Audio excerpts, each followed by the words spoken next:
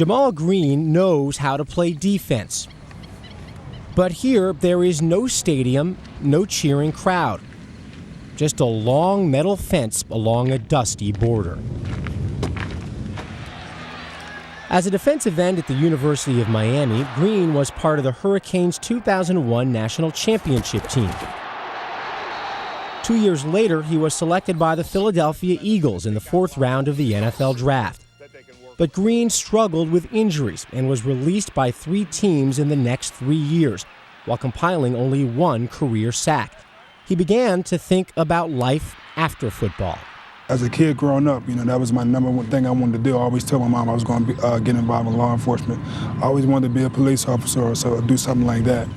So in the summer of 2007, Green filled out an application to join the Department of Homeland Security's Border Patrol.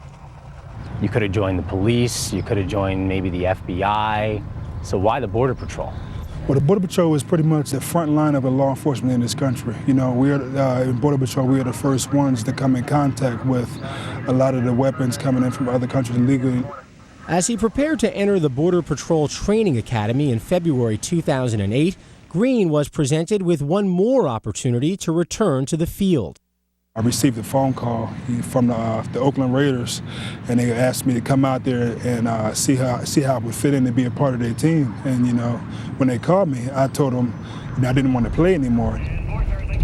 Green graduated from the academy and was assigned to El Paso, Texas, one of the busiest sectors on the nearly 2,000-mile divide between the U.S. and Mexico. El Paso is just across the border from Juarez, a city of 1.5 million people in the grips of a vicious drug war that has at times spilled into the United States.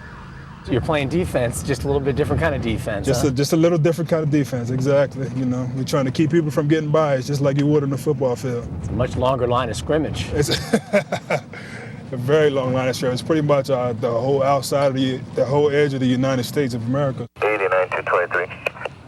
How many people do you guys typically encounter trying to cross in a night? It depends. Sometimes there's none. Sometimes it's up to 15, 20. As an NFL player, Green lived the childhood dream of so many young boys. Now, he says he's living his own.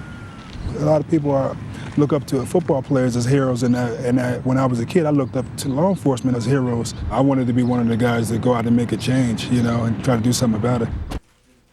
It was as complete and emphatic a statement as it possibly could have been.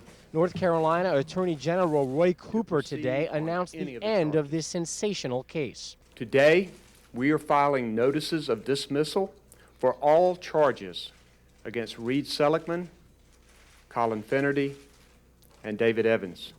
But the Attorney General went above and beyond what was required, declaring not only that the 3 players are not guilty, but that they are innocent. This dark cloud of injustice that's hung above our heads has finally cleared, and now we can look forward to moving on with our lives. We are just as innocent today as we were back then. Nothing has changed, facts don't change, and we have never wavered in our story. It was clearly not a good day for Durham District Attorney Mike Nifong.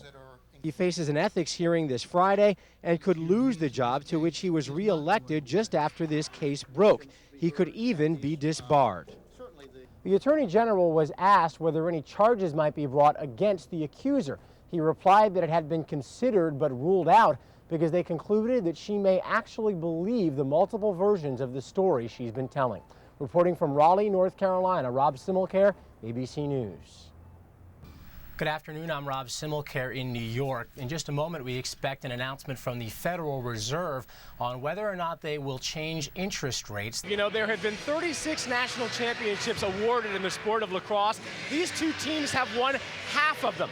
If you don't have sub-freezing weather yet where you are, just wait. Much of the country is bearing the full brunt of winter this morning. We're 4,000 feet above West Point here with the West Point parachute team as they prepare to do what they do best, jump out of this helicopter right into the middle of the cadet pregame review. And thus ends Charles and Camilla's second visit to New York as a couple. They weren't exactly the Beatles. In fact, Most New Yorkers didn't even know they were here. That 49-7 prediction wasn't looking too good before that fumble, and make no mistake, that really got the attention of this Army team. The Attorney General was asked whether any charges might be brought against the accuser.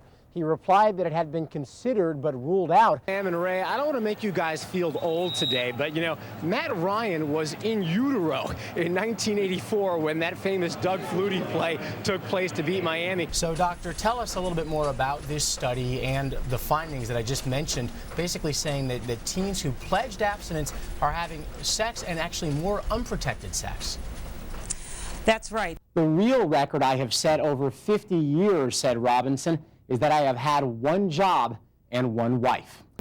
Hi everyone, I'm Rob Simmelkjaer in New York. Plans are in the works for the police officer and the professor at the center of a racial controversy in Massachusetts to join President Obama in the White House for a beer.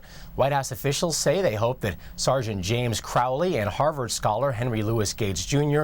will agree to get together with the president later this week. Also today, Cambridge police released the 911 tapes and the radio dispatches that led officers to the home of Professor Gates.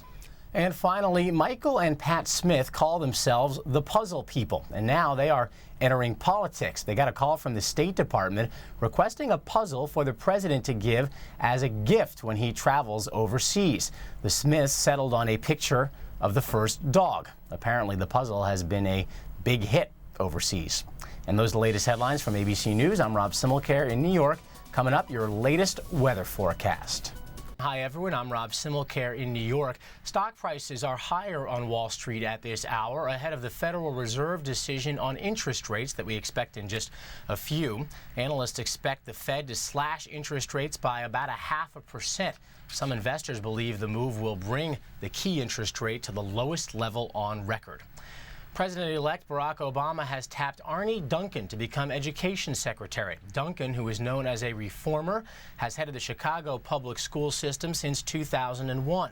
Mr. Obama said Duncan has managed to boost test scores in Chicago and reduce the dropout rate. As you have probably seen repeatedly by now, an Iraqi TV reporter threw his shoes at President Bush during a news conference in Baghdad on Sunday. That reporter could face charges of insulting a foreign leader and the Iraqi prime minister who was standing next to President Bush. The president, of course, ducked and was not hit by the shoes, but his press secretary, Dana Perino, was struck in the eye. Perino was hit by a microphone during the scuffle that ensued in that room after the shoe toss. A Virginia sheriff's deputy pulled over a Jeep Cherokee for doing 70 miles an hour in a 55. Not much of a story there, but it turns out the Jeep was stolen in North Carolina and a 12-year-old was behind the wheel. The underage driver also had 2 loaded and stolen handguns in the car. The 12-year-old is being held without bond and has a detention hearing later this month. Starting him young. Those are the latest headlines from ABC News. I'm Rob Simmelkjaer in New York. Stay with us for more Good Morning America Now.